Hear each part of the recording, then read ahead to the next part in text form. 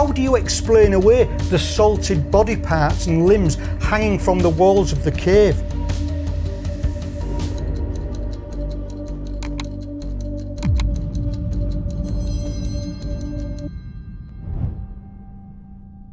Sawney Bean.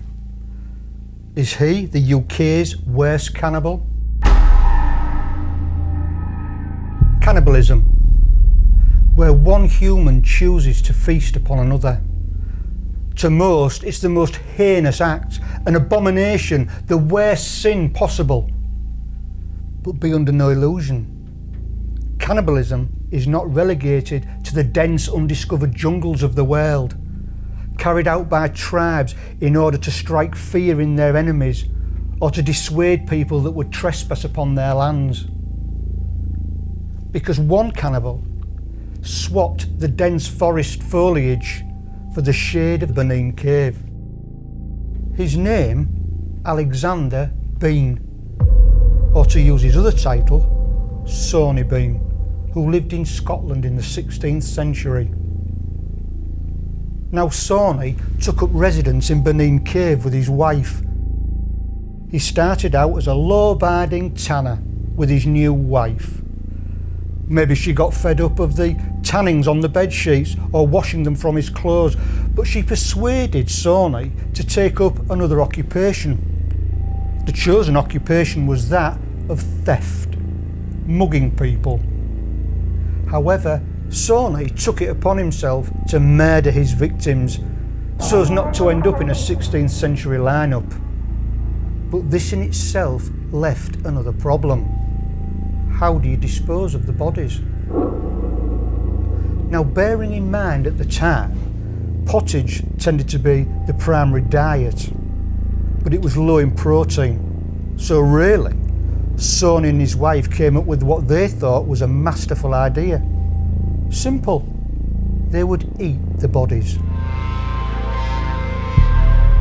Now, both love-struck adults, fueled by this high-protein diet, did what came naturally.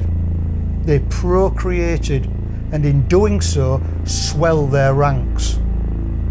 But this in itself led to another problem: more mouths to feed. It was quite natural that their offspring ate what their parents ate, and in doing so, they themselves grew into fine young adults. And once the children had reached adulthood, they themselves wanted to blossom and find love, and in doing so, procreate themselves. Again, another problem. I mean, how do you bring back your potential partner into a cave with a pungent odour so extreme that you cannot blame it on the family dog? How do you explain away the salted body parts and limbs hanging from the walls of the cave?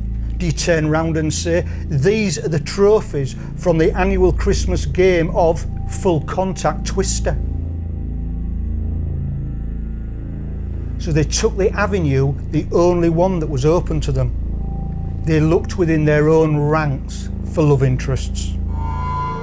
But this in itself had a problem, the same problem that any incestuous breeding program has, in that the offspring would have slight deformities. The ranks of Sawney Bean's family grew, to the point where some say that he was the head of a clan of 48 members. And as you can imagine, as the family grew, the need for human food grew.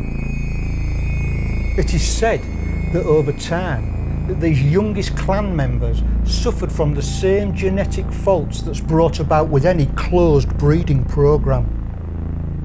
Now, one particular day, whilst the cave was filled with the pitter-patter of tiny deformed feet that danced around the kitchen table to the sound of a bone saw and butchery knives, whilst the women folk discussed whether human lice could be classed as an additional spice.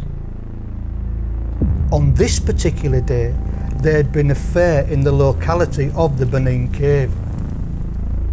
A gentleman and his wife were riding back on horseback, where they came across Sawney and his male clan members. gentleman watched as Sawney and the members of the clan dragged his wife from her horse. On seeing this, he dug his heels into the flanks of his horse and rode through the clan. Now, the shouts and outrage alerted the rest of the people who were leaving the fair, and they fled to assist the man and his wife, who was being basically prepared for that night's meal. For the first time ever, Sawney faced a situation that he had never encountered. He was outnumbered. On seeing this, Sawney did what any self-respecting cannibal leader would do. He retreated back to his cave. The onlookers who came to the man's aid gathered him up from his horse, who was basically just riding round in a circle, dribbling, still trying to contemplate what he'd seen. Obviously so distraught after watching his wife dragged from her horse and disemboweled, then being dragged off by the Sawney Bean clan, was taken to the chief magistrate in Glasgow. The magistrate, upon hearing about such an abhorrent, heinous crime, decided to bypass usual proceedings, and he took the case to the very top, that being King James I. King James I was obviously disgusted at what he heard.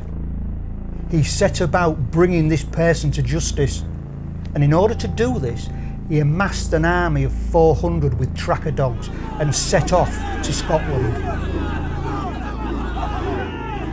Now obviously, it wasn't very hard for your average tracker dog to find Sawney Bean and his clan, because the stench from the cave would have given an average bloodhound a migraine. And once they were captured, James I marched them off to Edinburgh. At Edinburgh, the very next day, Sawney and his clan were hung. Did Alexander Bean ever truly exist? And if so, was he a cannibal? I'm sure that he didn't attain the name of cannibal because he chewed somebody else's fingernails. Myth or fact, you can make your own minds up. But what I find interesting is, not only was Sawney described as a cannibal, but also as the head of an incestuous clan. Now surely, this is the 16th century top trump's way of describing a wrongdoer. From Sawney's time through to the 18th century, cannibalism has been practiced in some form or other, and in some forms quite legitimately. These being medical cannibalism, where blood and bone of other humans has been ground up. Also in some religious acts, where one ingests the body remains of the deceased, and they themselves are said to gain power from the deceased person themselves. As you have just heard, in the time of Sawney Bean, the 16th century, there was a punishment for cannibalism. He was hung. But today, in these perceived modern times, there is actually no specific punishment for cannibalism.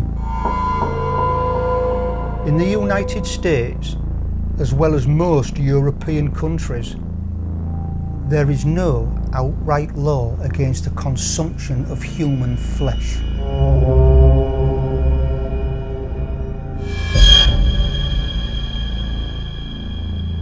Most criminals who have committed acts of cannibalism are usually charged with murder, in that they did their own shopping, or the desecration of a human body, or necrophilia, or tried under the Human Tissue Act, which basically states obtaining human tissue without consent. It is possibly for this reason that nobody has ever been tried for survival cannibalism, where one has had to carry out the acts of cannibalism in order to survive until their rescue could be assured. But all this aside, one thing that they do say, you are